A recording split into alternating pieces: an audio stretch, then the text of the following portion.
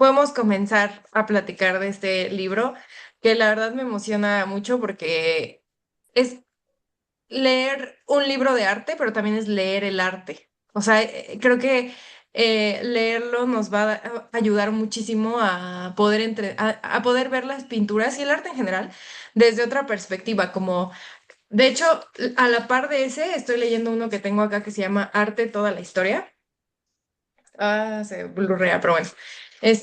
Y tiene una introducción que me pareció muy buena, que es de un chaval que se llama Richard Cork, que menciona que este libro ayuda mucho como a comprometerse más con las obras, ¿no? Con el arte, como, porque muchas veces uno piensa que una imagen es muy fácil de digerir nada más viéndola y listo, ¿no? O sea, que como que en los museos la gente suele llegar, la ve como unos segundos y se va, y que realmente es como comprometerse, o sea, que es como leer un libro, como ver una película larga, es como meterse en la imagen.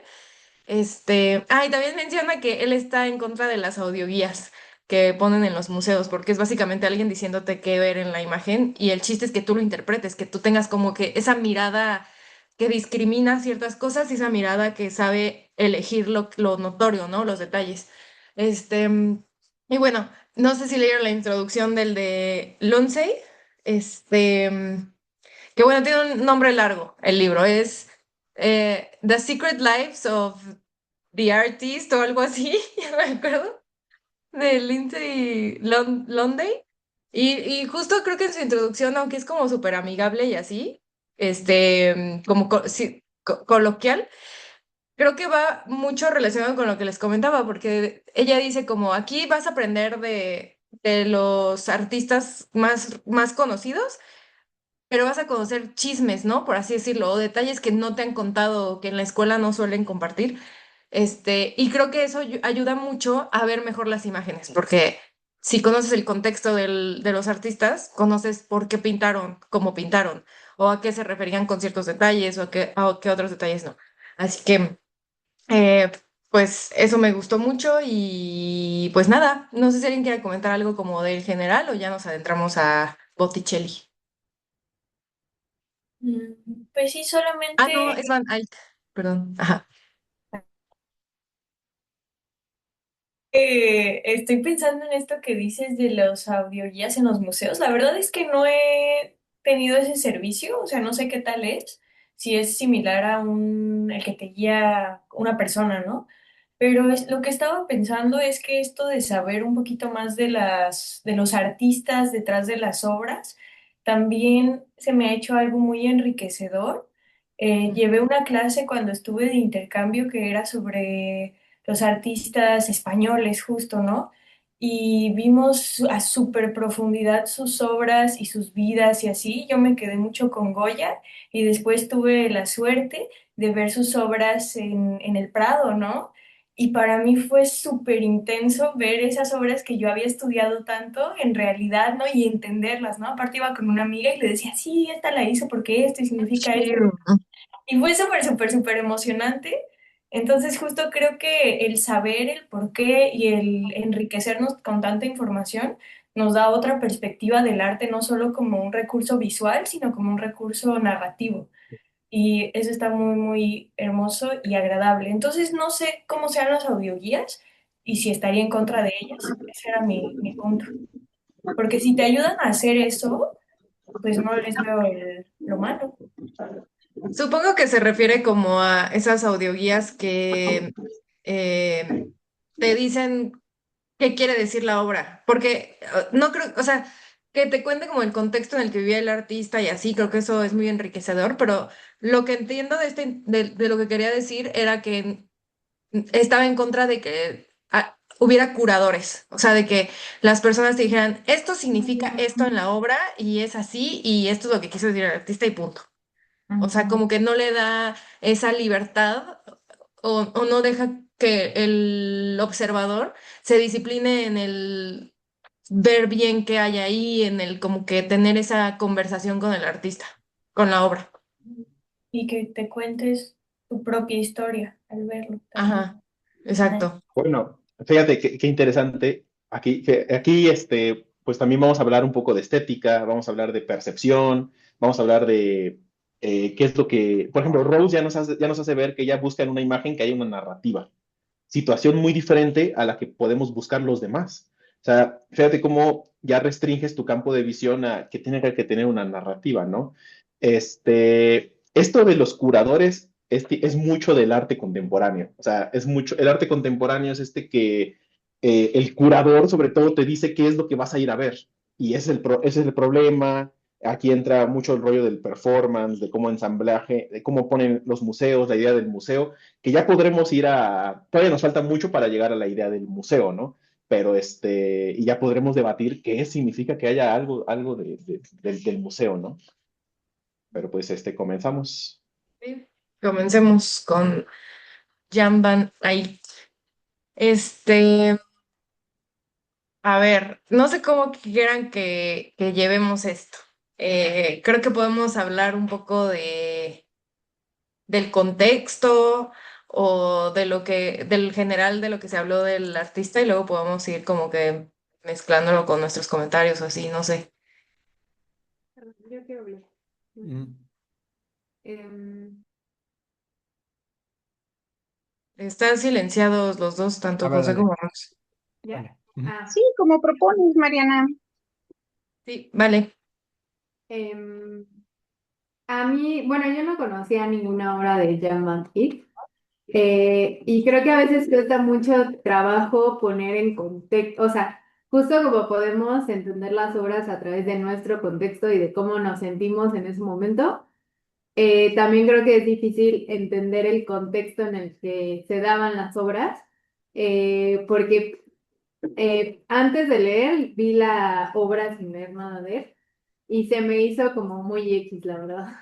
O sea, X en el sentido de que si hubiera leído que era revolucionario y no hubiera visto la obra, bueno, hubiera visto la obra así, nada más leyendo que era revolucionario, no habría entendido a qué se referían con revolucionario, sería como, no veo nada especial de esta obra, pero conforme vas viendo los detalles y que te cuentan que él revoluciona el tema de las formas, de darle fondo, de jugar con la tridimensionalidad, la verdad es que incluso por la época en la que él estaba, entiendo a qué se referían con revolucionario y que entiendo que fue un precursor. O sea, no hay mucho de su historia más allá de o sea, Wikipedia te dice básicamente lo mismo, no lo mismo, pero en esencia es la historia de él, lo poco que se conoce. Pero me pareció muy interesante esta idea cómo el contexto le da este término de revolucionario a las cosas. Sí. Mm. Muy buena visión y qué bueno que lo pudiste, te pudiste maravillar después, ¿no? Porque creo que lo que a mí me fascinó de adentrarme en el arte es que básicamente el arte es contexto. O sea, que si no como le prestamos atención a lo que rodeaba al artista y, pues, y su modus vivendi, como que justo no podemos entender así como, ¿y este cuadro qué es? ¿Sabes? O sea, ¿qué me interesa una mujer tomándole la mano a un hombre? Este, mm, a mí me gustaría dar un poco de contexto de Van Eyck. Van Eyck es, según el libro de Arte Toda la Historia, es parte de la escuela flamenca temprana de los siglos XV y XVI. Y en esta época, ¿qué? Ah, esta corriente surgió en una época en donde había mucha prosperidad económica en Flandes. O sea, había mucho comercio con la lana y justo esos materiales son los que se pueden notar también en las pinturas, como en este del matrimonio Arnolfini, por ejemplo. Bueno, en todas en las de Jan van Eyck o de los artistas de esta corriente se pueden notar que el lujo de detalle en las telas y así, ahí está, ¿no? Como toda esta prosperidad económica de la que había. De hecho, muchos llegaban a Flanders a formarse como artistas, porque ahí había muchos mecenas. Y curiosamente también llegaban mecenas a buscar artistas. Entonces era así como una continuidad de, a ver, quiero un cuadro para mi sala, vamos a buscar pintores, ¿no? O los pintores, quiero trabajar de pintar, pues voy a Flandes, ¿no? Adelante, Ana. No estoy segura si es él, pero pareciera que también él fue el primero en pintar en óleo, ¿no? Y Sí, como que sus pinturas parecieran como en tercera dimensión o así como el sol entra por la puerta o por la ventana. Yo vi la obra de, no me acuerdo qué pintura fue la más importante, pues la del, no me acuerdo si el matrimonio o la otra, que sí, a mí me impresionó cómo en el siglo pues 14, 15 podrían haber gente así que hizo cosas lindas, lindas, ¿no? sí. De sus No, obras más a ver. importantes puede ser la de Arnolfini o la de la que es una cosa enorme que no me acuerdo el nombre, como Alter Piece o algo Esa, así. esa que dices que es muy grande y que es como un ventanal o no me acuerdo qué es. Prolíptico se llama. Adelante, Luis. Sí, bueno, me gustaría mencionar algo, antes de todo esto, mencionar que fíjense desde qué año estamos empezando. Van Eyck es Ujú. como del año 1422. Antes de que nos arrojemos sobre esto, me gustaría que nos posicionáramos. Eh, ¿Qué pasa? ¿Por qué estamos empezando en 1422? Claramente ahí no empezó la historia de la humanidad, ¿no? Claramente el arte ya había empezado hace muchísimo tiempo, ¿no? Me imagino que tu enciclopedia sobre la historia del arte te empieza a hablar sobre el arte rupestre y del arte rupestre va avanzando en muchas, muchas formas hasta cuando nosotros hablamos del arte que nosotros vamos a hablar ahora, vamos a hablar sobre todo de un arte que es eurocéntrico. Piensa en Europa como el nacimiento de su arte. Entonces, primero nos vamos a visualizar con los griegos. Pensemos en que los griegos buscaban como la figura ideal de las cosas. Creían que en la anatomía, en la bella anatomía, iban a encontrar eso que es bello, eso que es sagrado. Luego llegaron los romanos. Los romanos tomaron mucho de los griegos, pero le aumentaron situaciones más, les llaman como situaciones psicológicas. ¿Por qué? Porque ya no, porque empezaban a usar los bustos, empezaban a usar las monedas con las caras mm, bueno, en un momento eran emperadores, antes no eran emperadores, antes eran, ¿cómo les llamaban? Los senadores, etcétera, etcétera. Entonces, hay que empezar a visualizar que el arte va con todas estas cosas. Si algo yo quiero mencionar en estas sesiones es que quiero que veamos también al arte como un medio político, como un medio que busca tomar poder y que busca propagar ese poder. Entonces, lo vamos a ver, por ejemplo, ahorita con Van Eyck. Entonces, estábamos con los griegos, vamos a los romanos, de los romanos podemos irnos al imperio, a lo que era Constantinopla, cuando se separó Roma. Entonces, aquí ya nos estamos acercando. Se separa Roma y se va para lo que era lo que es Estambul ahora, ¿no? Entonces, ahí después llegó pues se hizo lo que fue el imperio. Después llegaron los otomanos y es aquí donde nos encontramos. Nos encontramos con Van Eyck cuando la Roma, donde surge el renacentismo, que Van Eyck no entra, algunos dirían que entra, pero como de los primeros, los previos.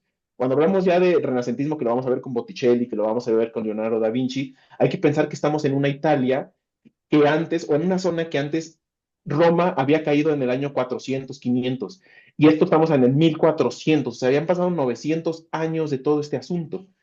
Cuando cae el Imperio Otomano, que era lo que quedaba de Roma, y viene mucha inspiración también artística proveniente del Imperio Otomano, pero también vino mucha corriente artística proveniente del Imperio Árabe. Venía sobre todo por España, por Andaluz, por todo este asunto, y fue así como empezaron a involucrar lo que fueron las figuras geométricas dentro de los árabes. En los otomanos vamos a poderlo ver, por ejemplo, en aquellos personajes que detrás de ellos tienen como un aura dorada, que tienen como cuerpos dorados atrás. Eso es mucho de las corrientes otomanas. ¿Por qué esto es revolucionario? ¿Por qué va cambiando? Tal como dijeron, nos situamos en Flandes. ¿Qué era Flandes? Han escuchado de lo flamenco, ¿no? Cuando pensamos en todo esto de lo flamenco o de Flandes, este, no estamos pensando en una región que ha cambiado de tamaño. Se ha hecho más pequeña, se ha hecho más grande, ha tenido diferentes intervenciones, españolas, francesas, inglesas. Es la zona que hoy conocemos como Bélgica y parte de Bélgica y también de Países Bajos, para no decirle Holanda. Nos encontramos en este momento en 1420 y como dijeron, era un momento donde había muchos mercaderes, muchos burgueses, empezaban a proliferar. Aquí hubo un cambio sustancial, que es que los mercaderes, los comerciantes, se empezaban a posicionar como una clase con poder. Y dentro de este asunto es que ya le podían pagar a gente para que haga pinturas. Antes todos los pintores hacían la pintura escolástica o la pintura aludida a las iglesias, sobre todo.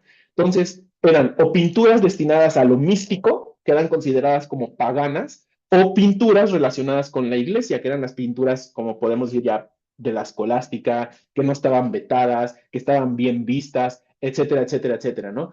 Entonces, cuando llegamos con Van Eyck, que como mencionaron, no es el primero en usar el óleo ya se usaba antes, pero Van Eyck fue de los primeros que empezó a usar aceite de linaza, resinas, que les dan un tono brilloso. Si ustedes ven sus pinturas, nos vamos a dar cuenta de que son tonos brillosos. Aparte, usaba lo que son el traslúcido o lo que luego llamarán como el esfumato, que es usar diferentes capas. Gracias a que podían usar estas resinas, la pintura no se secaba tan rápido. Entonces podían hacer capa tras capa, tras capa, tras capa, para poder darle los tonos que querían. Esa idea de las capas hoy se mantiene, por ejemplo, en cosas como el Photoshop, para que nos demos cuenta una idea hasta dónde llega, hasta dónde evoluciona, hasta dónde avanza, el cómo seguimos usando estas herramientas. Esta pintura que vemos es pues la de los Arnolfini, ¿no? Que como leyeron, pues no se sabe muy bien el origen, como ya nos dijo Rox, no se sabe muy poco de Van Eyck, se sabe muy poco de otros asuntos, pero sí, lo que sí podemos ver para que ya sea un asunto revolucionario en contraposición a otros momentos históricos con otro arte, es que empieza a usar lo que estaba comenzando a hacer como asuntos de la modernidad. Entre ello tiene que ver la ciencia. Ustedes me dirán, bueno, ¿cómo vemos la ciencia aquí? Bueno, la ciencia la estamos viendo desde la perspectiva, desde el uso de las ópticas. Ustedes vieron que usaba las ópticas Van Eyck, ¿no? Y que creían que como tenían estos espejos, estos relucientes, ojo, la óptica, los mejores pulidores de cristales de esos tiempos estaban en Países Bajos. De ahí salió Leeuwenhoek, que fue el que hizo el microscopio, etcétera, etcétera, etcétera. Entonces empezaron a usar lentes y mediante el uso de los lentes que te permitían observar la realidad de una forma muchísimo más real, ahorita creo que me van a entender con esto, fue que empezaron con el realismo. Empezó el realismo con este asunto, se dejaron de interesar por cosas que eran propiamente de la iglesia o de las monarquías y se empezaron a fijar con cosas que eran interesantes para lo que todavía no eran burgueses, pero que iban a nacer como burgueses, que eran los comerciantes, y se empezaban a preocupar por cosas más sutiles o cosas más mundanas o del día a día de la gente, en lugar de ir por los simbolismos más sagrados o todo este tipo de situaciones. Y sin embargo, Van Eyck sigue siendo una persona que sigue siendo muy simbólica, pues sí, sobre todo muy, muy, muy, muy simbólica. Pero sobre todo, ese es el punto en donde nos encontramos. Porque es sobre todo revolucionario por esto, porque entra la modernidad, hace el asunto con los burgueses, más con los comerciantes, más con los mercaderes, y los retrata a ellos, no los retrata en su lugar, y aparte empieza a usar las nuevas tecnologías que existen en ese momento. Ahorita te doy la palabra, Ana, solo no quiero perder el hilo, porque justo es importante lo que mencionó Luis de que no es que haya empezado el arte en esta época, ¿no? O sea, de hecho, en el librote, en el megalibro que tengo, para llegar a Van Eyck, o sea, es en la página 144. Imagínense todo lo que viene acá, porque aparte la letra es diminuta. Este, creo que es la más chica que pudieron haber usado. Em, y justo, Luis, perdón, a ver si no te pongo en aprietos, te mandé por WhatsApp una liga de el arte que venía como justo antes, que era el arte gótico internacional. Y justo esta escuela de Van Eyck lo que hace es como rechazar, no del todo, pero rechazar esto que creo que también lo menciona Luis, o sea, ya no es tanto como de la iglesia o de tantos simbolismos, eh, pero sí hay ciertos rasgos muy parecidos.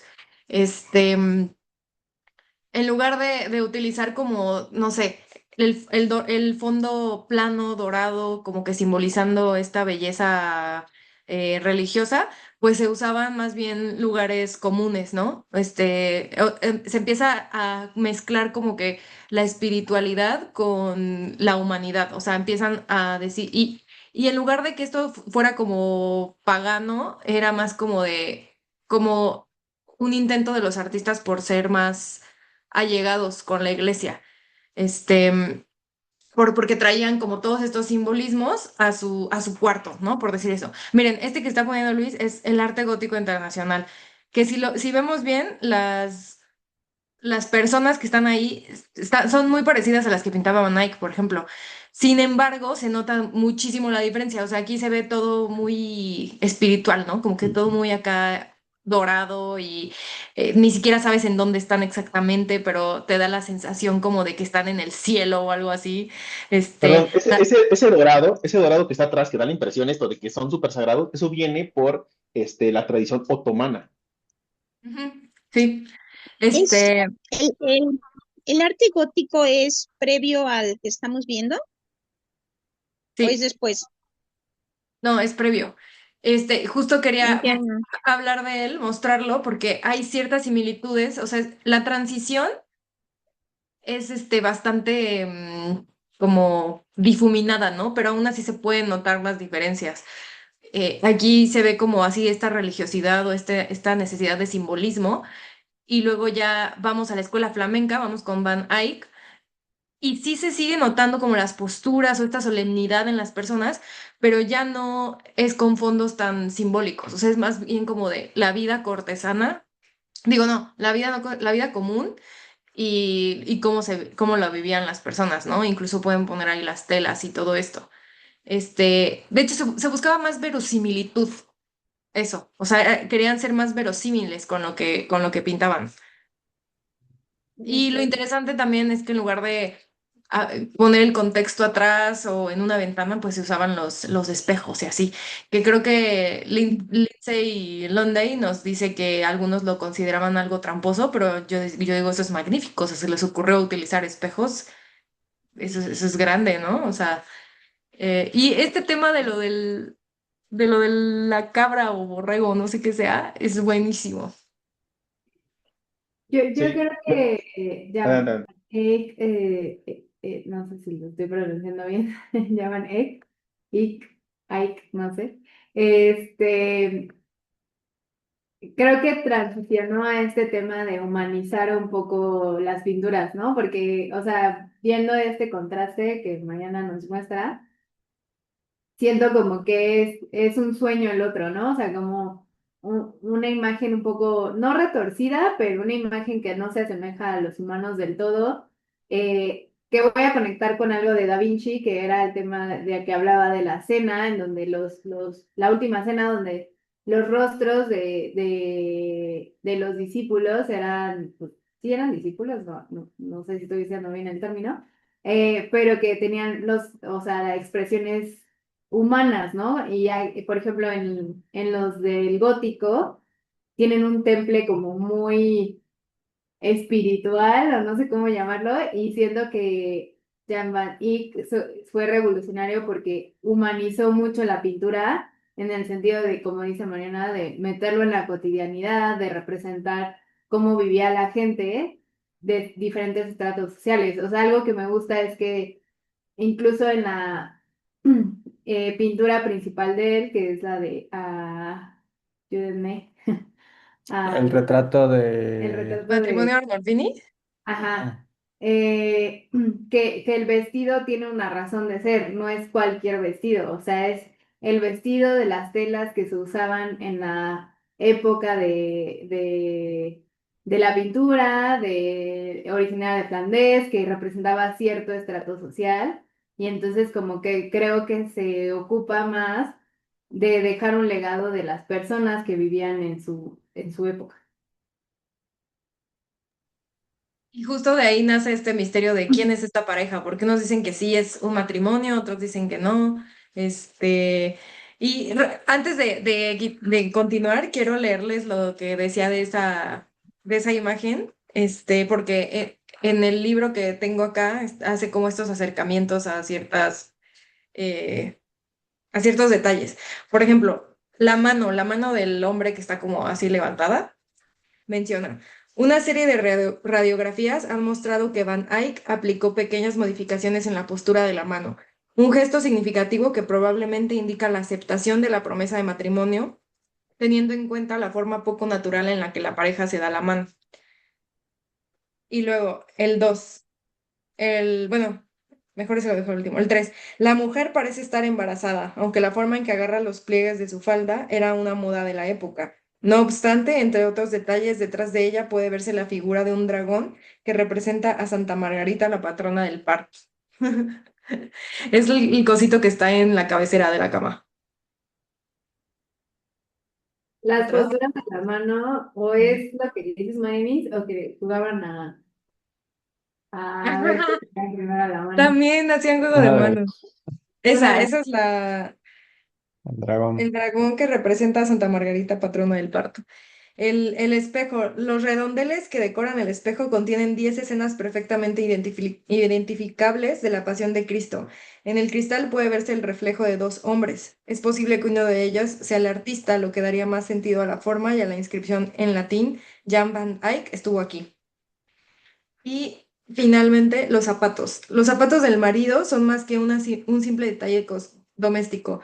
Son una referencia simbólica a un pasaje del libro del Éxodo. Quítate los zapatos de los pies, ya que el suelo que pisas es sagrado. Ocupa un lugar prominente en la composición para resaltar la naturaleza sagrada del momento. El perro. el perro. Wow. Yo haría un retrato así con mis perros y mis gatos. ¿Ven el detalle? ¿Ven este detalle? O sea, wow, magnífico, o sea, de Sí. verdad, ¿Qué hacen? increíble. 1422 y ya jugaban con esta óptica. Ya veremos después con era Velázquez, cuando hace las meninas y hace un uso Ah, de sí, es esto cuando Velázquez. retrata al pintor. Sí, ve este brillo, gracias a este aceite de linaza que usaba, que era como la tecnología nueva. Más los lentes, la óptica que se generaba, les hablaba del realismo. Este realismo no se veía antes porque no estaba la tecnología para ver ese realismo. Así como hoy en día el fotorrealismo no existiría si no hubiera cámaras que tomaran ese tipo de fotografías. O sea, me refiero al dibujo del fotorrealismo, ¿no?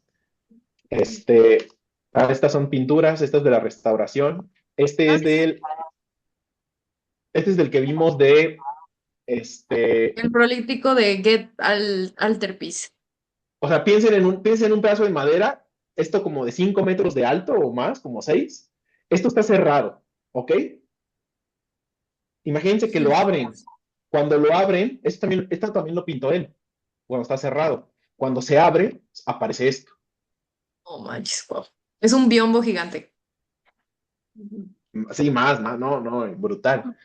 Y esto fue lo que lo hizo también muy, muy, muy, muy famoso. Podemos ver aquí cómo mantienen estos discos dorados atrás, que les digo es de Ujú. la corriente otomana, lo que ya mencionaron, de los rostros, cómo obviamente esta noción tridimensional.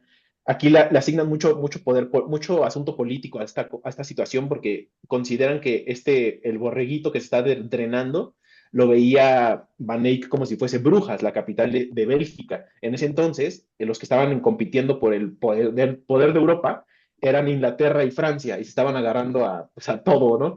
Y Bélgica o los Flandes trataba de como que lo desangraban poco a poco, y los Flandes trataba de agarrar las alianzas donde podía y así sobrevivir ante esa guerra, ¿no? Una de las cosas que mencionan, podemos seguir viendo los detalles religiosos, las palomas, todo este asunto, ¿no? Y luego de ese borreguito, o sea, de todo ese prolíptico del borreguito se hizo todo un desmadre, o sea, se hizo la restauración y la cara cambió por completo. Y mucha gente diciendo, ¿cómo es que va a ser más caricaturesco y así, no sé qué? Pero si lo pensamos bien, bueno, hay muchos detalles. o sea, antes de la restauración se ven ahí las orejas, ¿no? O sea, se ven cuatro orejas. Ya después de la restauración se ven las orejas a un nivel normal. Y aunque sea un poco más caricaturesco, creo que sí se ven un poco más, se ve más el pincel de Van Eyck. O tal vez soy yo que me estoy dejando llevar. Un poquito rara su mirada. Sí, pues es que es el becerro de Dios. Sí, pero fuerte simbolismo, fuerte simbolismo. No había captado que esta era la restauración. Está muy interesante verlo así. Sí ven las cuatro orejas, ¿no? Sí. Acá. Dicho, sí, está raro eso. Ujú. Que me hacían más normales o más naturales las de arriba. Sí. A todos se les hacía más natural la primera y luego con la restauración dijeron, pero es que no, o sea, la cara no se ve más como de hombre, se ve más como humana, terminó siendo. Y pues muchos expertos lo han achacado justamente de, es justo lo que quería Van Eyck, o sea, si es un sacrificio a Dios, pues tenía que ser un animal parecido al humano, ¿no? O sea, algo sagrado. Sí, pero así de que se sepa 100% la verdad, pues. Ana, Oh, ¿quieres decir algo? Sí, también bueno, apenas estoy captando lo que decía Luis, que el arte también era un tema político, económico, cultural. Me llamó la atención que, no me acuerdo si también artista, pero el otro, el italiano, Alessandro, y Vin, y no, Da Vinci, pintan, pero para la monarquía, ¿no? O sea, no pintan al público, sino, me pregunto por qué era, porque ellos podían financiarlos o porque solo pintaban para ellos. Sí, justo esto se relaciona con lo que decía Luis de que ni siquiera hemos llegado a los museos, ¿no? En el punto de la historia del arte. Porque antes hacer arte era muy caro, o sea, las pinturas como a los aceites, todo esto, era muy caro. Crear nuevos colores, buscar los pigmentos, el detalle, tener todas las herramientas, el tiempo, era carísimo. Entonces también necesitabas que, o sea, por eso había mucho mecenazgo, muchos mecenas, muchas personas que tenían el dinero y que contrataban a los pintores. Básicamente así vivían los pintores, no era tan sencillo ser uno y mucho menos de renombre. Este, entonces, si querían vivir de ello, pues normalmente los nobles o los duques o la realeza o incluso la iglesia, los papas, eran los que podían tenerlo, porque además las pinturas también, justo, eran políticas porque pertenecían como al poder. Por eso la iglesia tiene muchas pinturas, tiene muchos símbolos, porque eso ayuda mucho visualmente a las personas a conectar con lo que están, con las ideas que quieren transmitir. Entonces también entra ahí lo del poder político. hay un asunto que lo vamos a ir viendo con todo ese tipo de personajes, que es que sus mecenas los usaban como fuerza diplomática. ¿Cómo? Tengo mi pintor que pinta chingoncísimo y pues quiero que se cuele en tu círculo artístico porque quiero que me diga qué está pasando en la diplomacia de Inglaterra, por ejemplo. Entonces mandaban al pintor, lo mandaban como un recurso de su nación, como si fuese prodigioso, ¿no? Como algo de, aquí, en esta persona está nuestro arte, en esta persona está nuestra cultura. Entonces, los mandaban de esta forma y así generaban como contactos políticos, contactos diplomáticos, se enteraban de muchas cosas, hacían que tu pintor pintase a la princesa de no sé dónde, etcétera. Pero, ojo, aquí hay algo interesante.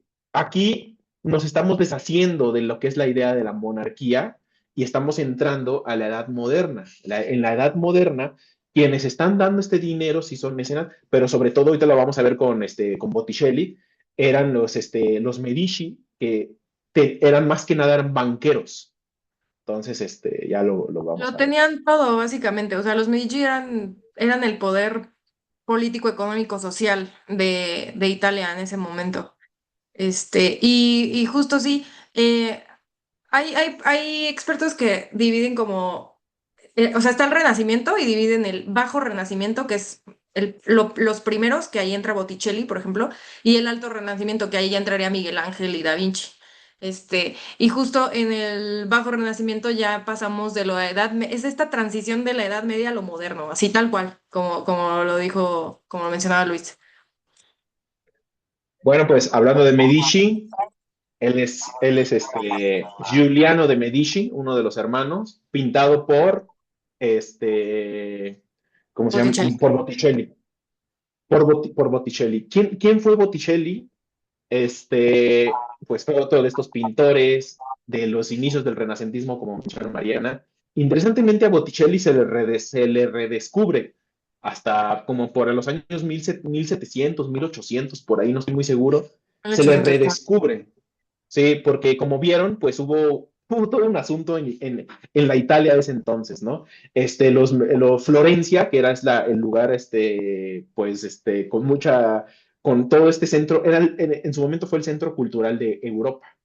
Entonces, pero estaba librando muchas guerras en ese entonces, muchas, muchísimas, con una Italia que no estaba unificada todavía. Entonces, peleaba muchísimo con esos asuntos. Entonces, eran de vital importancia para los que ostentaban ese poder, pues tener personas que propagaran su arte. ¿Cómo propagaban su arte? Pues con las ideas modernas, con las ideas, y lo vamos a ver en Botticelli. Con Botticelli vamos a ver algo muy interesante que fue que pasó de su momento pagano a su momento de devoción, o en el momento en el que regresó, cuando estuvieron los Medici, regresó eh, ¿cómo se dice? La pleitesía por lo escolástico, por lo católico cristiano, y el mismo Botticelli fue uno de esos pintores que tuvo que cambiar su forma de pintar para aludir a otros simbolismos. Este fue uno de los portarretratos que hizo hacia los Medici, y este fue con Y el primero. Adelante, adelante. Em, ¿les gustaría adivinar, o bueno, suponer, deducir por qué es Renacimiento? O sea, ¿o saben por qué es Renacimiento? ¿Por qué se le nombró así? ¿Qué es lo que renació? No Yo sé, me la imagino verdad que es es como que retomar cosas del pasado, ¿no? no sé Pero, si estoy súper adivinando, pero bueno, ni adivinando, o sea, son puros teorías conspiranoicas en mi cabeza, pero después hubo una época de la peste negra, o algo pasó en la Edad Media, en donde hubo una depresión como muy fuerte, y de ahí empezó a haber como una ola de cambio que viene con el renacentismo, pero no sé, no estoy segura. Yo lo que sabía era, o lo que recuerdo era que justo había, o sea, antes del Renacimiento es como un periodo largo en el que no hay grandes descubrimientos, no hay grandes desarrollos en la parte de la tecnología, del arte y de varias cosas, ¿no? Y que a partir de este momento es que se comienza a innovar en muchas cosas, como el arte, como creo que los métodos de producción también, etcétera. pues de los métodos de producción no sé, pero sí tiene algo que ver con lo que mencionan. Y es básicamente para llegar a eso, pues se necesitaba como un impulso, ¿no? Y en lo que se basaban para recuperar, pues sí, para hacer renacer pues la sociedad, básicamente. Se le llama Renacimiento justamente porque se recupera el interés de em, tesoros intelectuales y artísticos que vienen de Grecia, de Roma. Se hablaba mucho de Platón, de Aristóteles, de Cicerón, de Homero y etcétera, ¿no? Entonces, na- tratan de traer esto de vuelta y con los Medici, que a pesar de ser como el poder, gracias a ellos, gracias a su mecenazgo y a su aporte económico, es que toda esta corriente crece mucho más porque esta familia empieza a apoyar muchísimo las artes e hizo posible mucho esplendor. O sea, creó este bajo renacimiento y fue impulsando hasta llegar hasta lo que conocemos de Miguel Ángel y Da Vinci.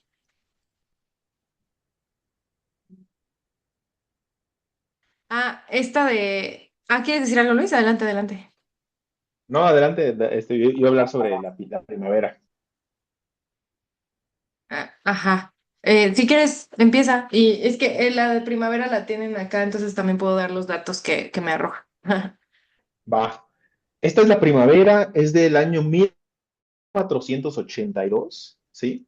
Y pues como menciona Mariana, en ese momento hubo empezó lo que es el neoplatonismo. ¿Por qué? Porque en ese entonces acababan de llegar Aristóteles y Platón a Europa. Se dirán, ¿cómo es que acaban de llegar si siempre han sido europeos? Bueno, es que lo que pasó es que los lo agarraron de los griegos y lo esparcieron por el mundo. Los que propagaron a los antiguos griegos fueron los árabes, y fue así como regresó a ellos. Aquí en la primavera, como les decía, Botticelli tiene dos fases muy marcadas, una que le llaman la pagana y otra que le llaman la devota. Esta pertenece a la pagana. Entonces se preguntarán, bueno, ¿qué es lo que tiene de pagano? Bueno, realmente vamos a ver que tiene mucho de ello. De entrada, ve a las personas cómo están, ¿no? Como jugando en el bosque, dentro, sin mucha sacralidad, sin mucho, o sea, están tal cual a lo mucho en la naturaleza. Aquí de lo que se ve mucho es de las grandes variantes que usa de plantas en su pintura. Y esto se le asocia mucho con este renacimiento o el nacimiento, pues, de las ciencias, de los logos, ¿no? Etcétera. Y en esos, pues, de la biología, de la botánica, de cómo se iban a implementar todo eso. Entonces conocían nuevas especies. También hay algo muy importante que es hablar de los medios de producción, que acababa de llegar el papel. ¿Sí? Entonces, el papel acababa de llegar, por eso lo vamos a ver después con Leonardo da Vinci, con todos sus cuadernos, con todo este asunto. Entonces, se empezaban a dar muchísimo más productos de dibujo, pues muchos tipos de catálogo, muchos tipos pues sí, de este asunto estos son las plantas que se usan. Entonces, los artistas empezaban a usar este tipo de referencias, pues las empezaban a usar en su arte. A este se le llama, pues eso, pagano, porque no vemos en ello como tintes religiosos tipo institucionalizados, como católicos, cristianos, etcétera, sino lo que vemos es sobre todo un misticismo que se acerca a lo mitológico. Entonces, cuando lo asociamos a lo mitológico, pues podemos ver diferentes ya ideas, arquetipos, estereotipos del por qué pintaba lo que pintaba, ¿no? Otra de las cosas que mencionan aquí es las naranjas. Las naranjas son un emblema de la casa Medici. Entonces se dice que por eso puso muchísimas naranjas, porque hacía pues esta referencia a los Medici, ¿no? ¿Qué tal aquí cómo se lo está llevando el espectro del bosque? Pero ¿Cómo sabes que es del bosque? es cierto, es cierto. A mí me parece que es del bosque, pero puede no serlo, ¿no? Puede ser Puede de ser su un mismo, fantasma. puede Que ser, ahí entra justo el ojo con el que lo vemos. Por ejemplo, cuando veo a estas mujeres que están como bailando, yo pienso en Picasso, en las de Picasso, que no sé si Picasso también se basó en estas, ¿no? O sea, pero bueno, ya llegaremos a ello. Este, lo que dice este libro de eso está interesante. Déjenme buscarlo. Aquí está. Eh, el primer acercamiento que hace es al único hombre del cuadro, que se llama Mercurio, según este libro, y dice, la representación de Mercurio refleja el conocimiento que tenía Botticelli del primer renacimiento y de su representación heroica del físico masculino. Es posible que la postura de Mercurio estuviera inspirada en una estatua contemporánea como David de Andrea Verrocchio. Andrea Verrocchio, de hecho, creo que eso lo mencionan con Da Vinci. Creo que Da Vinci fue estudiante de Andrea Verrocchio. Era un escultor de bronce y tiene una estatuilla que se llama David y es básicamente igual a este hombre que pinta aquí Botticelli. Este, el otro acercamiento es de las tres gracias. La habilidad del artista para crear sensación de movimiento se aprecia en las tres gracias. Bailan en círculo, cogidas de la mano y flotan sobre la hierba sin apenas aplastarla. Su posición, dos de ellas encaradas al observador y una de espaldas, es la más común en sus representaciones. Luego sigue Venus. En el centro de la composición destaca la figura de Venus, de pie y elegantemente vestida. Toda la acción se desarrolla a su alrededor. La hinchazón de su vientre sugiere que está embarazada. El mirto que crece tras ella representa el deseo sexual y el embarazo en el seno del matrimonio. Órale. Eso es como curaduría, ¿no? ¿O no? Pues es como como la investigación que se ha hecho a lo largo em, de todos los detalles que se notan de las corrientes, o sea, de lo más característico de las corrientes y de los detalles del contexto, y lo tratan de interpretar en las obras. Mm, No es tanto Eso, es así. interpretación. Ajá, sí, sí, sí. O sea, no es tanto así como esto es lo que quería decir Botticelli, pero como son ciertos detalles que van viendo a lo largo de muchas pinturas, pues como que lo interpretan así, como que es pues sí, la interpretación. ya. Este, Céfiro y Cloris, es el del bosque que decías, Luis. Céfiro, el viento del oeste, sopla en la cara de la ninfa Cloris. El azul de Céfiro contrasta con la delicadeza de la cara de Cloris, cuya expresión es a su vez de sorpresa y de temor. Cloris se transforma en Flora, la diosa de la primavera, y de su cara nace una cadena de flores en el momento de su metamorfosis. Qué Guau. loco, ¿no? Yo no había visto eso. Oye, está genial. Ve la cantidad Ujú. de flores que tiene, o sea, No, pero la que convierte se en flora. convierte en flor es la que tiene en la boca, ¿no? ¿O no? Sí, Sí, pero pasa esto, ¿no? pasa la de al lado, exacto. Entonces los Ah, ok. estados. Fíjense, aquí, guiño, guiño a la Virgen del Tepeyac, bueno, la Virgen de Guadalupe, mira. ¿Por qué? Porque tiene Flores. flores en su Porque manta, ¿no? cuando Exacto. encontraron a la Virgen, estaba Mm, dando flores, rosas, de hecho. Sí, y otra ok. cosita, fíjense, el falote, ¿no? Es el único que tiene falo, que es Ah, es cierto. macho. Yo como lo vi es como esta que es chica de espalda se enamora del chavo, entonces se enamora Mercurio. y luego como otra etapa de vida, o sea, está Venus, como que Ujú. está el amor, y entonces se embaraza, porque siento que la de Flores también está embarazada, o sea, se ve como embarazada, Sí, parece. mentalmente muere. Se ve más embarazada. No, hombre, Rock ya tenía tono telenovela, Sí, qué gran doble, interpretación. doble final alternativo con flashbacks. No, no, no. Si se fijan, de hecho, arriba Enamorada está del libro. Cupido y Cupido tiene los ojos vendados. Entonces también es como de la regué. Obviamente los tiene vendados, ¿no? Palo, ¿no? Pero ya no sé si las veo embarazadas porque a todas los veo con grandes panzas. Sí, Incluso exacto, yo también. Sí. Con grandes O sea, fans. tal vez era como, o sea, creo que antes era muy natural, y no sé si lo leí en este libro o dónde, pero que era muy natural que las mujeres dejaran sus panzas como abultadas, o sea, era como la postura normal. Pues Ya no sé Bueno, si va de eso. cambió y era como estar más paraditas. Eso está interesante saber en dónde lo leíste, pero, por ejemplo, creo que también Lonsey menciona aquí, justo en este cuadro de Venus, que pues ni siquiera estaban bien pintadas, o sea, y eso también es porque casi nadie sabía cómo era el cuerpo de una mujer, o sea, sus senos están súper redondos, si ven bien, su cuerpo está todo chueco, ni siquiera sabemos cómo es que está parada ahí, o sea, había como que mucho desconocimiento de la anatomía del desnudo, sobre todo las mujeres. De hecho, si se fijan, hay muchas esculturas de hombres desnudos, ¿no? Y están súper bien esculpidos y se notan hasta las venas y de que no sé qué, pero de mujeres cuántas, o sea, entonces también aquí en la Venus, o bueno, en las otras mujeres que vemos atrás, pues no es mucha sorpresa que no sepamos qué está pasando con su cuerpo. bueno, ya tocan un tema buenísimo, que es el de la mujer en el arte. Hasta ahorita no hay mujer. Esto que ven son cuerpos femeninos, pero no es mujer. Van a empezar los artistas y lo vamos a ver en lo vamos a ver en las pinturas, vamos a ir a ver estos recurrentes, se acordarán de mí, las Madonna, ¿ok? Ujú.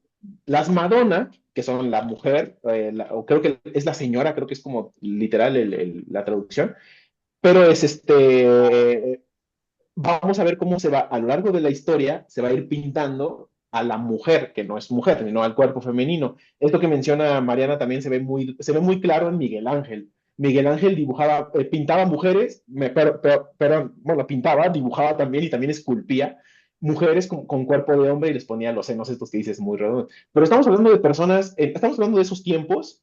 Estamos hablando de Ujú. personas como Da Vinci, como Miguel Ángel, que es claro, conocido Miguel Ángel, que era una persona nefasta y aparte de abstención, y Da Vinci, que conocido homosexual, ¿no? Entonces, y en esos tiempos, pues se la jugaban, se metían a agarrar cuerpos para dibujarles la anatomía, etcétera, etcétera, ¿no? Pero bueno, esta es la Venus. Sí, adelante.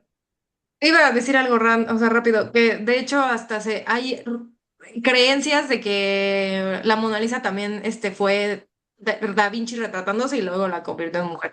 Pero bueno, de hecho hay mucha especulación de eso. Ya, adelante. Arriba la especulación, Trump estaría orgulloso. Bueno, aquí vemos a la Venus, ¿no? Si recuerdan la primavera, pues veremos prácticamente lo mismo. Sí. De entrada, Venus, que está en el centro, el viento de estos del bosque, que le da el viento, ¿no? Esta mujer que la acompaña toda, con sus vestidos, adornados, etcétera. ¿Qué hay interesante en esta pintura? Muchas cosas. De entrada, si se dan cuenta, en Venus está rara, ¿no? No sé si ven como que el cuello Rayos, está sí. raro, los pies, las piernas, el abdomen, o sea, está rara. Y eso se sabe y se sabe, Teo. Entonces, la de Venus, corresponde a la parte pagana, de nuevo, de Botticelli. Cuando estaba en la iglesia a full, o después cuando sacaron a los Medici, llegó Federico I, fue cuando quemaron las cosas quemaron las cosas de Da Vinci, quemaron las cosas de Botticelli, quemaron muchas cosas. Este, Antes retrataban esto que era lo mitológico, ¿no? Nombres de diosas, Mercurio, que si las ninfas, Venus, Flora, etcétera, etcétera, etcétera. Después ya se va a considerar pagano.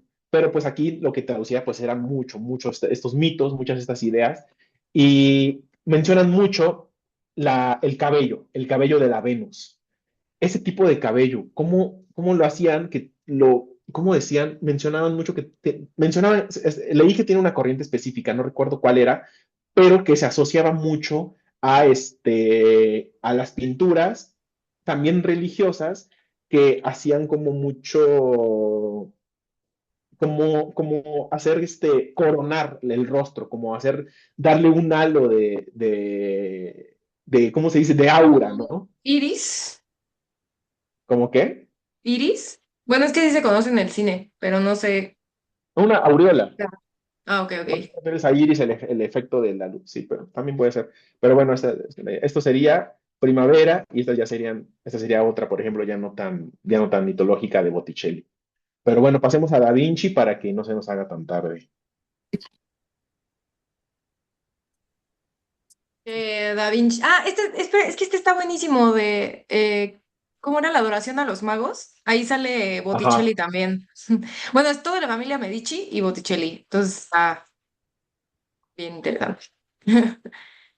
Sí, porque claramente ese es ¿no? Del de acá. ¿Cómo crees? ¿No? O sea, ¿tú dices que No, este es Botticelli? no, Botticelli. Ah, bueno, también. Yo decía que era hasta la derecha, el que está como de amarillo y está viendo al observador. Por eso, o sea, este es Medici. Ajá, justo te Ah, iba a decir que ya ya, habías ya, ya, te puesto. entendí. Ya, ok, sí, sí, sí, sí. Ah, sí. Ese sí es. Ese sí. Y se me hace bien interesante que cómo se empieza, bueno, cómo se representa a sí mismo. Y también en el anterior lo vimos con la firma, ¿no? Que estaba en el cuadro de Van Eyck, que es Ajá, como, que eso era algo súper raro, porque normalmente el artista era este ser así anónimo, que solamente mitológico. Ah. ajá, solamente hacía la pintura y desaparecía y empieza a ser así de que no, yo hice esto, yo creé esta obra y pues me hizo pensar en toda esta necesidad de la propiedad, ¿no? De las cosas. Mm. Y yo que estoy en el mundo del diseño y literalmente hago marcas, digo, de eso se trata literalmente, ¿no? O sea, de decir, este producto que estás teniendo es de esta persona y de esta empresa, ¿no? No de cualquier persona que simplemente lo hace random, no, le pertenece a tal, y cómo eso también le da prestigio y cómo eso también lo hace ser Pero tú más, eres la artista en este caso. ah, pues sí. Y yo, Sí, y pero no pones tu nombre porque tu mecenas es pues quien te contrata, ¿no? O sea, entonces sigue siendo casi lo mismo. De hecho, es peor porque hay más anonimato. Sí. ujú. No solo Este, de mí como persona, sino de la empresa para la que trabajo y ni siquiera se sabe que esa empresa fue la que hizo esa marca. ujú, Entonces hay varios niveles, pero bueno. Sí, o y ni lo de siquiera la marca ghostwriters. también, y ni siquiera la marca se asocia a, a algo humano, ¿sabes? O sea, es también la deshumanización de, o sea, piensas en Coca-Cola y no piensas en una persona que te está dando una Coca-Cola, ¿sabes? O sea, pero bueno, aquí ya tocando un tema muy bueno, Rose, que tiene que ver con lo del anonimato. Yo no lo iba a tocar porque creo que el bueno para tocarlo es Durero. Cuando veamos a Durero, vamos a Dos. hablar sobre qué es el anonimato, qué es la autoría y sobre todo una palabra que se inventaron los modernos. Aquí estamos con los modernos, recuerden. Bueno, con los inicios de la modernidad, que fue la idea del genio, ¿sí? Porque esta idea del genio es lo que yo me refiero como la herramienta política y diplomática, que es el pintor o el genio, porque el genio lo llevas a la corte de Inglaterra, donde sea, y tú llevas a la persona que sabe más, que sabes que les va a contar cosas interesantes a la gente, sabe su idioma, les va a dibujar cosas, les va a llevar pinturas, les va a contar mitos, les va a hacer una canción, etcétera, etcétera, etcétera, etcétera, ¿sabes? Ya me ganaste en cambiar las imágenes, pero algo que quería decir que se me hizo muy interesante es que también Botticelli, eh, lo que lo caracterizó es que él le hacía contornos a los humanos, a quienes aparecían ahí. En la escuela flamenca casi nadie le hacía contornos y gracias a que le ponía el contorno, se diferenciaba mucho y resaltaba más como los protagonistas de la obra.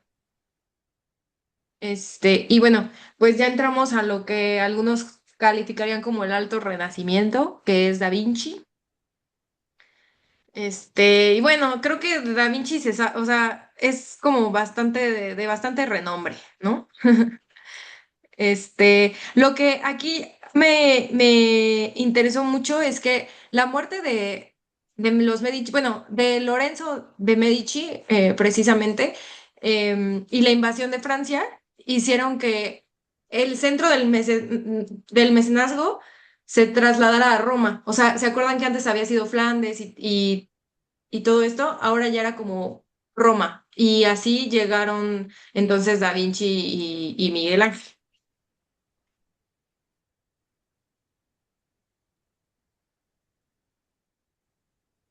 Bueno, bueno, Da Vinci. Bueno, Da Vinci. Aquí quiero colocar la idea del polímata.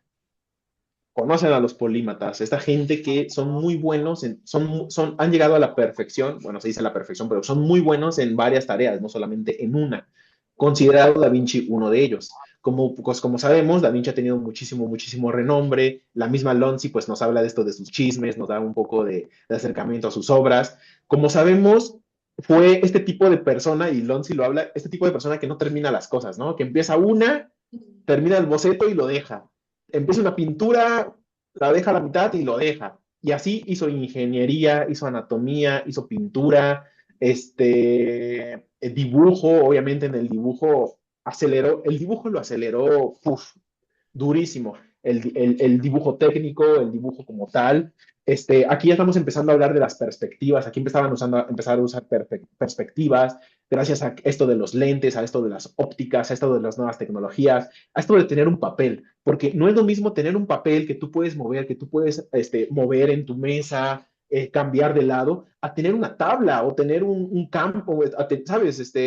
O sea, son medios completamente diferentes que hacen cambiar todas las cosas. Entonces, pues nos vamos a entrar a DaVinci. Aquí trajimos algunas imágenes, unas que ya conocemos. Esta la compartió Mariana porque me imagino que es espectacular y aparte espectral. Entonces, entonces, para que veamos un poco de lo que van a hacer, ¿no? Adelante, Ana.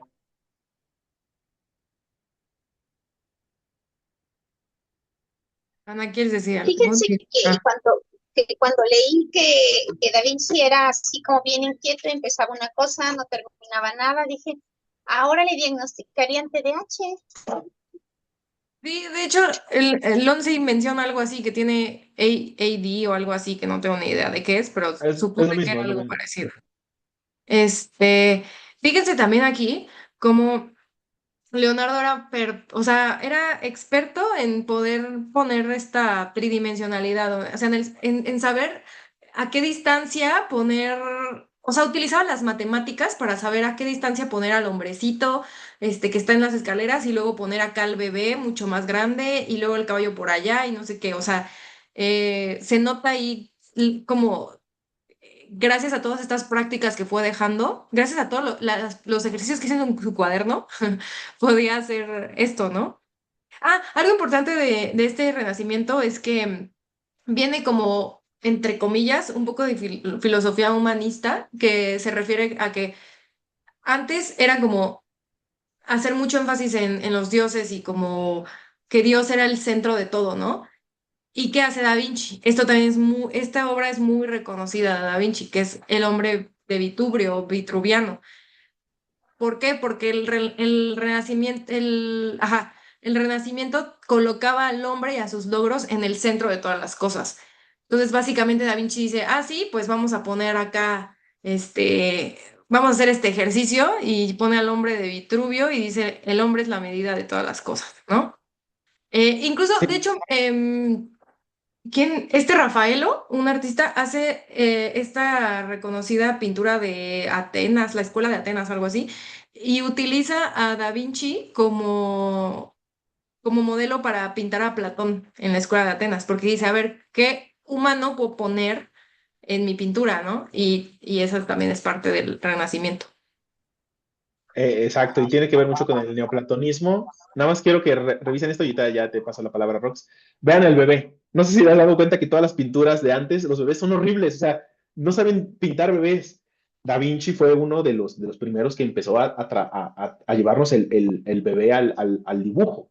Entonces, también para que nos demos cuenta, los que no están muy metidos en el dibujo, que son momentos históricos también, porque uno va Mm. aprendiendo de aquel que ya logró dibujar eso, por ejemplo. ¿Cómo lo logró? ¿De qué forma? Y uno aprende de él, ¿no? Y de esa forma se dicen que se pasaban y que atesoraban mucho los cuadernos, que era muy difícil, o a veces se pasaban bocetos, entre estudiantes y profesores se pasaban los bocetos, a práctica de pero luego eran muy, muy celosos, por ejemplo, de Miguel Ángel no le pasaba los suyos a Da Vinci o así entre sus escuelas, ¿no? Mm. Yo quería retomar un poco el tema que mencionó Ana, del tema de que ahora Da Vinci podría haber sido diagnosticado con TDAH, y me pareció curioso que la autora menciona, incluso en nuestras épocas habría estado con su pastilla de Ritalin, y me pregunto si la creatividad está muriendo lentamente. O sea, porque creo que el hecho de que, digo, no es justificar, ¿no? Pero le tocó así de no ser diagnosticado con ningún tema psicológico, digamos, o de conducta, y que al final él pudiera explorar diferentes artes y ciencias, aunque no acabara nada, y su mayor conflicto era que la gente se quejaba y le reclamaba por los proyectos, pero que al final permitió que explorara al 100% su creatividad y su potencial. Y no sé si ahora estamos tan adoctrinados a tener productividad, a terminar todo, a hacerlo rápido, a extendernos en las cosas, con concentrarnos, pero qué tanto estamos perdiendo esta habilidad de ser creativos. La respuesta es un sí rotundo. Bueno, esa es mi respuesta. O sea, yo siento que sí, la creatividad, o sea, no diría como que la creatividad, más bien como que la mayor parte de las personas no es creativa y justo es pues por todo esto, otra vez, o sea, el, la productividad, el tener que ser especialista en algo y no te dejan salirte de esa especialidad y buscar otros lugares, este, justo también lo que mencionas como el diagnóstico es como, ah, ya estás diagnosticado, entonces ahí te quedas, ¿no? O sea, ya, o bien por ti o mal por ti, pero ahí estás diagnosticado. Este, y justo también pasa mucho de que llega algo que no has visto antes y ¿qué hace el capitalismo? Se lo lleva para publicidad, haz de cuenta, ¿no? O sea, llega Apropiarlo. un arte y dice, esto es creativo, vamos a usarlo todos. Entonces ya de repente ya ves el mismo diseño, la misma, sí, lo mismo arte, los mismos colores en todas pinches partes. O sea, entonces también ahí muere un poco que de hecho ya sería adelantarme muchísimo, pero ahí es cuando llega Andy Warhol, ¿no? El muerte del arte. Pero bueno. Vaya, vaya, vaya, si te adelantaste, ¿no? Casi, a su anticristo, casi. A ver, es que me gustaría que nos pongamos en contacto, que estemos en esto todos como en esta forma de ver las cosas, que es esto de, a ver, pensemos en la pintura en ese tiempo, asociémosla, por ejemplo, lo quiero comparar, por ejemplo, con los videos musicales. Un video musical, pues es una forma rápida, directa, que no necesitas ser ni muy listo, ni muy inteligente, vaya, ni siquiera sabes hablar ni siquiera tienes que saber hablar el idioma para que tú puedas seguir un ritmo y puedas ver imágenes. Y en esas imágenes, los artistas o la gente que aparece ahí, los actores, los cantantes, etcétera, pues van vestidos de una forma específica, ¿no? Con un peinado específico, en una zona específica, y todas ellas tienen un propósito, que es el propósito de propagar una forma de vivir. Entonces, hoy en día pues está sobre todo dominada por Estados Unidos, por la forma, piensen en el hip hop nada más, o sea, piensen en todo lo que pueden asociar en el hip hop, pues es una forma de el Estados Unidos de un tiempo específico que propagó su cultura. Pensemos en las pinturas de esta forma. Nosotros vemos estos peinados, vemos los lugares en los que está, la forma en la que se maquillan o no se maquillan, la forma en la que se ponen su color de piel, la forma en la que se visten las ropas, todo eso también todo eso transmitía en ese entonces una nueva forma de vivir. Esa es la forma que dominaba en Florencia. Y Florencia, pues al ser un lugar de una alta actividad cultural, pues lo que hacía era que propagaba esto. Entonces, también para que no disociemos el uso del arte con una búsqueda de poder, ¿no? Y de control sobre el otro y de influencia sobre todo. Cuando vemos esto, es por eso cuando vemos que decimos que el arte es sobre todo contexto, y aquí es algo muy interesante que me gustaría preguntárselos y que me gustaría que lo vayamos hablando durante las sesiones, es, ¿cuándo consideran si ustedes consideran que hay una diferencia entre el arte y la historia del arte? En el sentido de que hay un fuerte postulado que dice que es imposible, que el arte nada más se hace en retrospectiva, o sea, nada más se hace de forma histórica, sentido de que nada más asociando un movimiento a un momento específico, ese momento específico retratando algo específico, usando su contexto, etcétera, etcétera, etcétera, etcétera. Muchas de las razones por las que hoy mucha de la gente que hace cosas no nos parecen artísticas o no nos parece arte, pero eso no significa que no esté representando nuestro contexto de una forma que en un futuro va a ser la mayor representativa, ¿no? En este caso, pues tampoco hay que ser muy genios, o sea, aquí claramente están las películas, la música, la ropa, las marcas, los eventos deportivos, etcétera, etcétera, etcétera, que usan esto mismo, pero ya en nuestras complejidades de la humanidad que busca no ser esto, porque lo que nosotros queremos hoy en día es dejar de ser modernos. Unos dicen, no, es que el humano contemporáneo, pero todavía eso todavía se sigue sin barajear, ¿no? Entonces, es una forma de entender que todo esto también tiene sobre todo connotaciones políticas, ¿no? No es lo mismo que te retrate, no sé, no es lo mismo que tú tengas que tu película, tu biopic, lo haga Stanley Kubrick, a que lo haga Claro. el que acaba de salir de cinematografía de aquí de la universidad, ¿no? ¿A quién dijiste?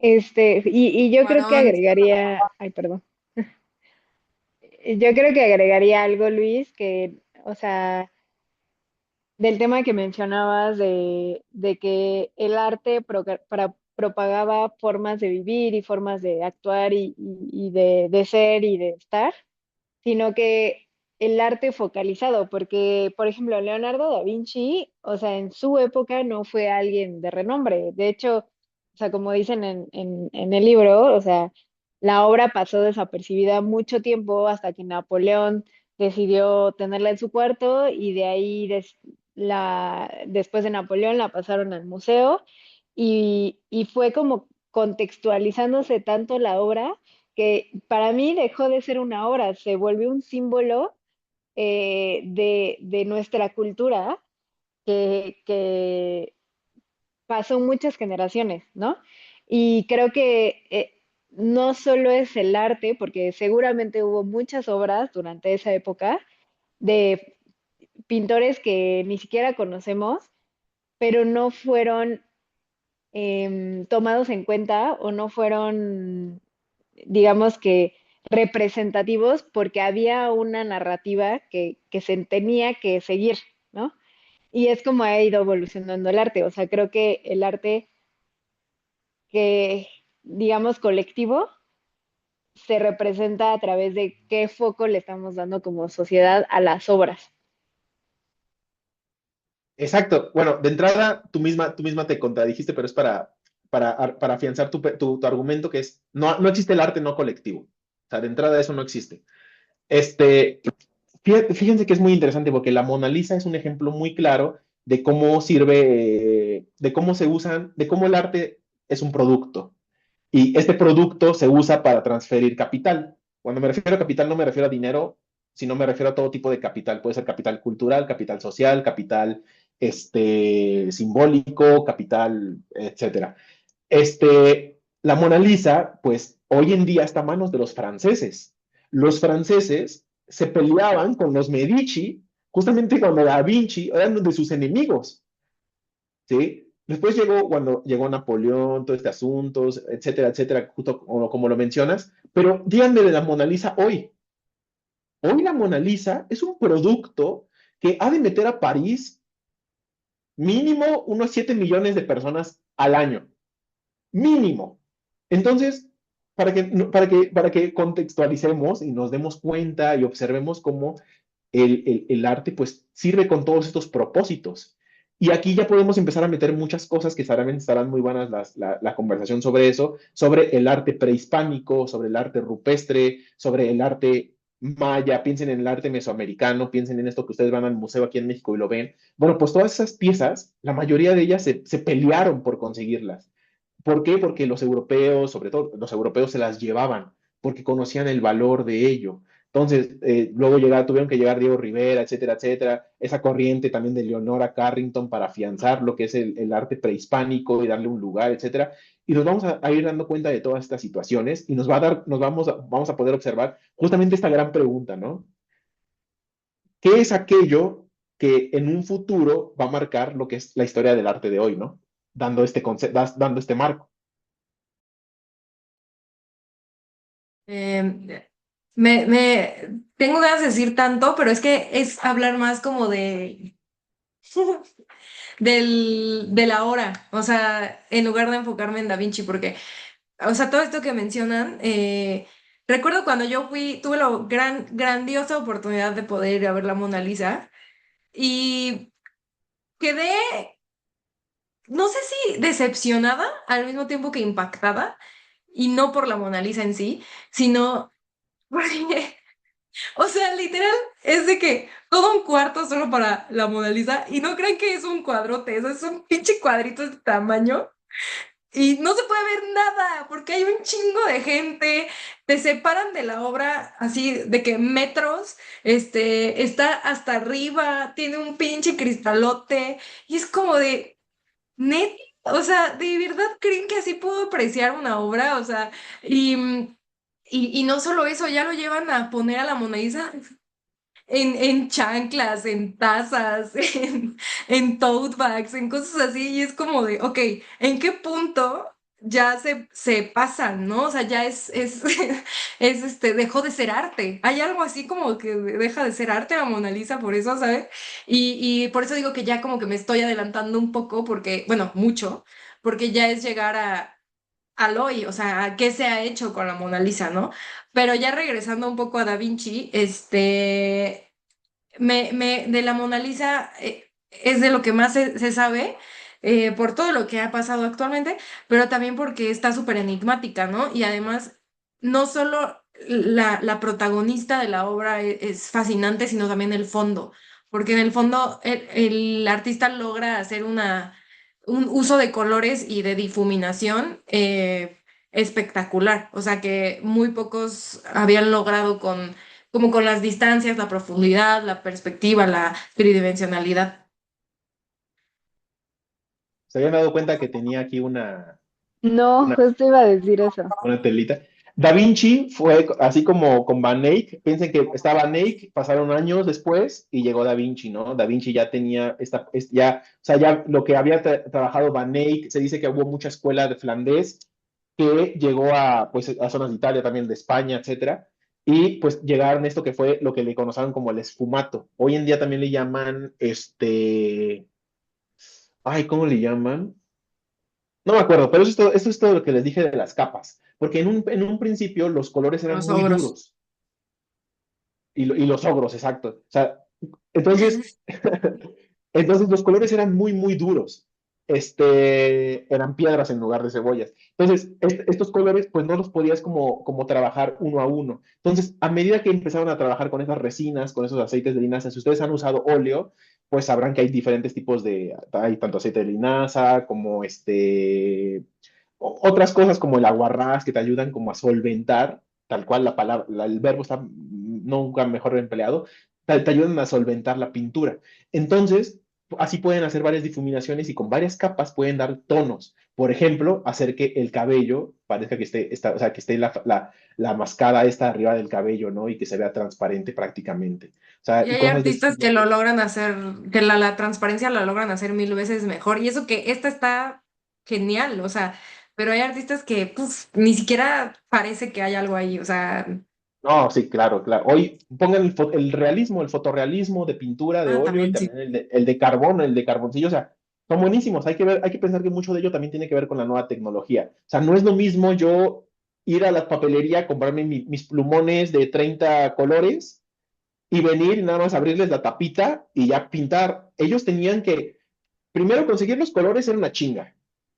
Luego ellos tenían que prepararlos, o sea, tenían el pigmento y ese pigmento lo preparaban con yema de huevo o con las resinas, pero todo esto se fue descubriendo a medida que edad moderna, la alquimia pasó a ser química. Recuerden que en esos momentos, para que nos ubiquemos, estaba Descartes estaba empezando a emplear sobre cómo hacer síntesis, sobre cómo hacer todo este tipo de situaciones. Entonces la ciencia estaba comenzando y esto pues llegó al arte, ¿no? Esto es interesante, importante que lo digas porque yo no había caído en cuenta en o sea, en la gran tecnología que son los tubos de pintura que puedo ir a comprar aquí en la papelería. O sea, antes era como de ve a China o a África, búscame esta flor, exprímela, no sé qué, y así puedo crear un tono que me va a durar para el cabello de un personaje de una pintura. O sea, y ahorita ya es como de que Amazon sí, el color del cabello de la Mona Lisa. Pero yo quiero hacer una acotación porque justo estoy tratando de aprender a usar acuarelas y Ujú. compré un librito que te va diciendo cómo combinar los colores. Y ya, ¿no? Primera fase lo logré bien. Y ya después te dice, bueno, vas a pintar esta plantita y te dice que uses un tono verde, pero solo te dio los primarios, ¿no? Entonces tienes que hacer el verde. Bueno, me estuve media hora haciendo el verde para que ni me saliera. José lo hizo en 2 minutos y ya para ese momento en el que logré el verde, ya me había impacientado. Entonces, o sea, No, incluso con tanta, o sea, ya con tanta facilidad, es todo un arte, literal es todo un arte, incluso esas pequeñas cosas. completamente. Porque tú quieres aprender, o sea, pero estoy segura de que si buscas el verde lo encuentras, o sea, Ah, bueno, ya, eso sí.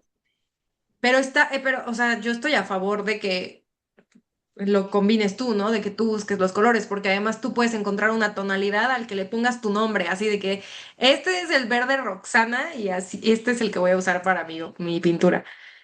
Adelante, Rose. No, nada más lo vinculé mucho a justo lo que decías, Rox, de que ya no somos tan creativos y justo con tanto acceso a tantas cosas, ya no intentamos esas nuevas cosas porque no somos buenos en ellas de inmediato y no podemos sacarles un provecho, una productividad, un capital, como diría Luis. Entonces, estaba pensando eso y... Ay, ¿cuál era mi punto?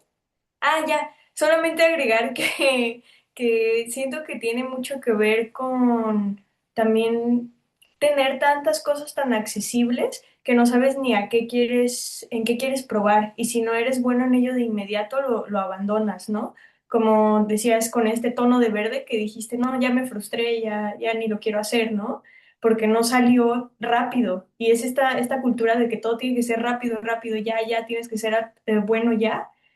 Y también creo que es algo muy de la adultez, porque lo hablaba hace poco con amigas y es como, no, pues cuando estábamos chiquitos probábamos un chorro de cosas y no había problema y no importaba si estaba feo, si coloreabas fuera de las líneas, ¿no? O sea, si recortabas y quedaba todo horrible, no había problema, ¿no? Y ahora, en el simple hecho de probar un deporte nuevo, parece hasta inaccesible porque ni siquiera hay clases para adultos, ¿no? Me ha pasado que quiero entrar a gimnasia y me dicen, no, pues solo tenemos hasta los 3. Una cultura muy grande que permea muchísimo de no intentar cosas nuevas, ¿no? Porque no vas a ser ya bueno en ellas si lo empiezas como adultos. Como que no puedes hacerlo solo por hacerlo, por disfrutarlo, ¿no? Tienes que hacerlo para ser bueno. Entonces, está bien que tengas tu set de acuarelas y sigas luchando con él. Y por el disfrute, ¿sabes? Aunque te quede el verde, justo como dice Marianita, el verde Roxana, que sea un verde que no sea hegemónico, pero que sea tuyo y lo hayas hecho tú. Ay, esto es tan cierto y doloroso. Porque yo también he buscado, por ejemplo, clases de voleibol. Bueno, no clases, meterme en un equipo y así, y tampoco hay. O sea, es como de o muy chicos o ya tienes que, si son adultos, ya es que eres experto súper chingón. Em, y creo que también tiene que ver con que pues necesitamos sobrevivir, ¿no? O sea, tampoco podemos, o sea, tampoco es como que yo puedo decir, voy a dejar de trabajar y de todo esto para poder dedicarme a escribir y equivocarme y todo, ¿no? También entra ese como instinto de supervivencia moderno, bueno, contemporáneo, no sé cómo llamarlo, en donde pues dices, es que tengo que trabajar para poder dedicarme a lo que quiero, ¿no? Que de hecho, justo hoy leí también un blog en donde decía, una chica decía que ya no escribe como antes, ¿no? Que como a los 13 años, que a los 13 años era escribir porque quería escribir y equivocarse y ahorita es más bien, ¿cómo voy a qué obra voy a escribir que conecte con el público? ¿Cómo lo voy a hacer entretenido? ¿Cómo voy a hacer que sigan leyéndome? ¿Cómo voy a hacer, en lugar de solo decir, quiero escribir y por escribir?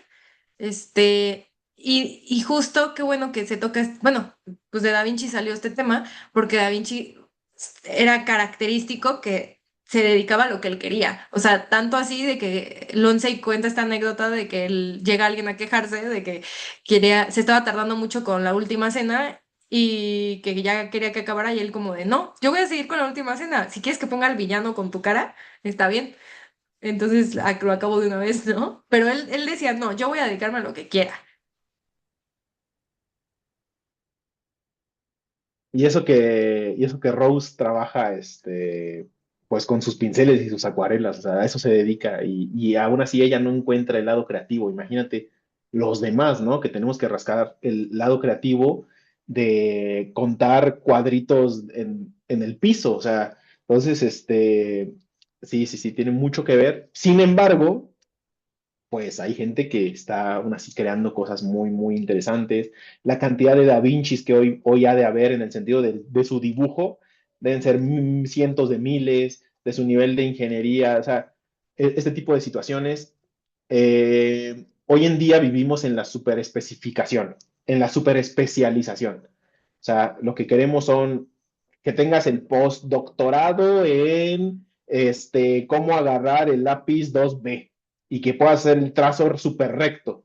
Y va a llegar la NASA y te va a contratar para eso, vas a estar trabajando 3 meses y te vas a ir. Pero vas a hacer el mejor trazo, pero no tienes una relación directa con el trabajo. A eso se le llama enajenación, ¿no? Entonces, vamos a estar viendo todo este tipo de situaciones, vamos a estar viendo todo este tipo de cosas para darnos cuenta de que todo este tipo de genios que nos dijeron que son genios, al menos yo así me la compré. Y yo fui de las personas que se identificaba mucho con Da Vinci, que se identificaba mucho con estas cosas. Soy Todavía. así todavía soy así de inquieto en muchas de esas cosas.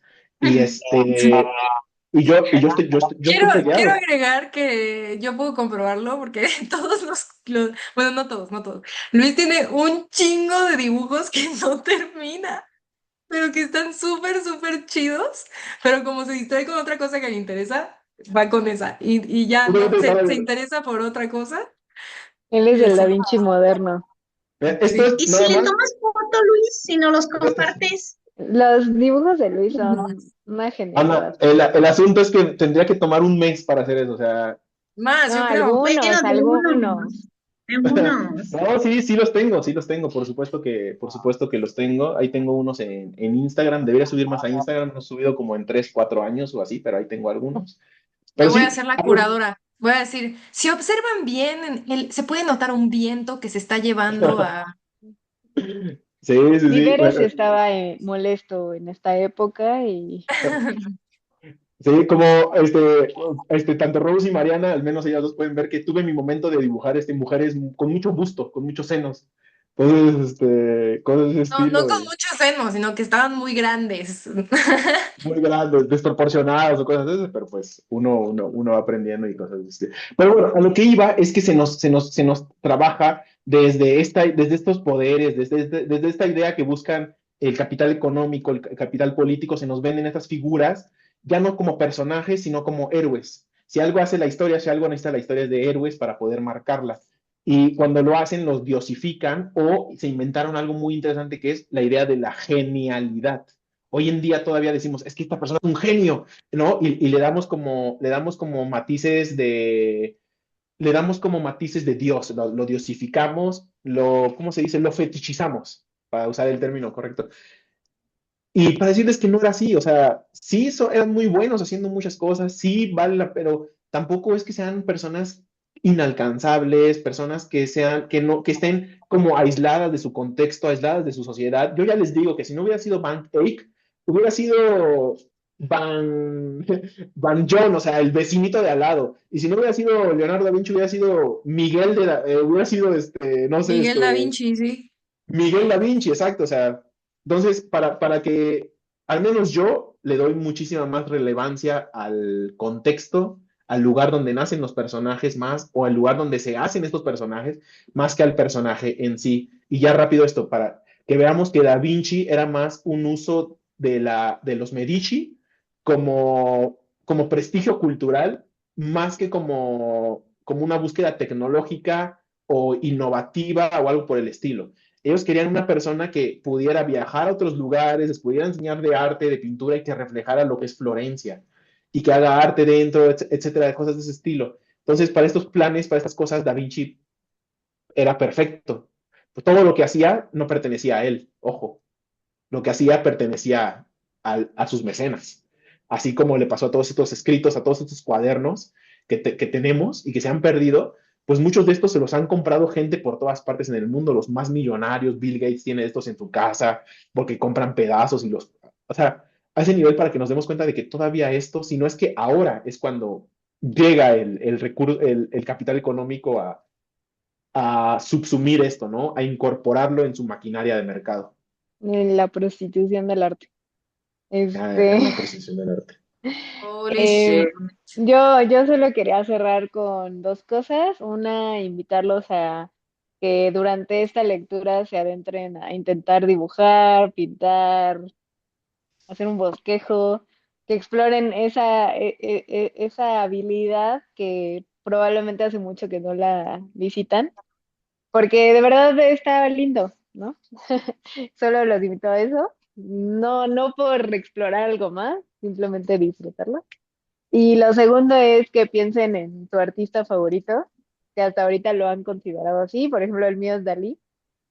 No sé, lo vi, me enamoré y de ahí ha sido complicado, Pues sí estás medio loca. pero igual sería bueno ver si a través de este libro cambia ese parecer y encuentran un nuevo favorito. Sí, Y ya, hay que juntarnos a pintar. Sí, Rox, yo ya lo intenté, Rox. Me inscribí a clases de pintura y quedé frustrada. Dije, sí. o sea, no pude. Me tardé como un mes en hacer unos pingüinitos y quedaron feos, gordos, no parecían pingüinos, parecían perros y dije, esto no es lo mío. Ya no regresé. Pero es que la práctica hace al maestro. Me Y desesperé. sí, es que te entiendo, Ana. Yo igual soy una persona muy hiperactiva y o sea, fui a una clase y literalmente yo ya había acabado y yo así de, ¿y qué sigue? Y ella como, no, o sea, todos están como todavía en su proceso y yo así de, y me adelantaba y la regaba, o sea, como que literalmente para mí es un trabajo también de paciencia, que igual si no te salieron pingüinos, pues literalmente dibujar lo que tú quieras, ¿no? Y no sentirte obligada a que quede de cierta forma, pero tampoco tienes que dedicarle tanto tiempo, solo como por diversión, digámoslo así. Que me ha ayudado mucho es que, por ejemplo, cuando voy a visitar a Luis, él tiene un pizarrón grande de plumón y creo que eso me incentiva más a dibujar porque normalmente cuando yo pienso en dibujar en papel, como que me frustro justamente porque es como, tiene que quedar en el papel y quedar chido y así, pero luego lo veo en el pizarrón y es más divertido porque estoy parada y dibujo y lo hago en grande y luego lo puedo borrar y así. Entonces eso me ayuda un poco a romper esa idea de que tiene que estar perfecto y así. Si tienen un pizarroncito también se los recomendaría. Eso, bueno, eso me ha servido a mí, eso me ayuda. El pizarrón te enseña a que no se dibuja con la mano y se dibuja con el cuerpo. O sea, porque usas todo el brazo, etcétera. La gente cree que nada más se dibuja con la mano, ¿no? Yo, la verdad, a la gente que se acerca a pintar sin antes dibujar, mis respetos. O sea, para mí el orden es, primero, siéntate a dibujar, entiende cómo vas a dibujar, agarra la paciencia del dibujo y ya luego te avientas a pintar. Pero cada quien tiene sus formas, ¿no? Sí, Vera.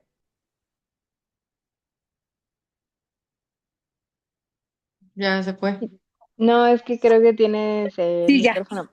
Ah, ok. sí, ya, perdón. Quería comentar que ya me tengo que retirar, pero quería comentar acerca del tema del dibujo. Yo pensaba que no tenía capacidades para pintar y me metí a dibujo publicitario. Y yo creo que muchos, unas 2 décadas después tal vez, me metí a clases de dibujo, pero fue así como muy casual. Nada más pude asistir a unas 2 o 3 y me llevé la sorpresa de que el maestro me felicitó, me dijo, oye, pues te salen muy bien. Primero te ponen a copiar, ¿no? Una lámina de un jarrón, la manzana, y todo esto para ir viendo el sombreado y todo esto. Y creo que es algo muy, pues es entretenido, es bonito, puede llegar a ser creativo. A mí realmente preguntaba yo si puede ser otra forma de expresión. El collage me gustaba mucho. Entre la clase de dibujo publicitario y la de dibujo, incursioné en el collage porque también es una forma de expresión, eh, hacer eso, ¿no? Tu cuadro de collage también es una forma padre de expresarse, ¿no?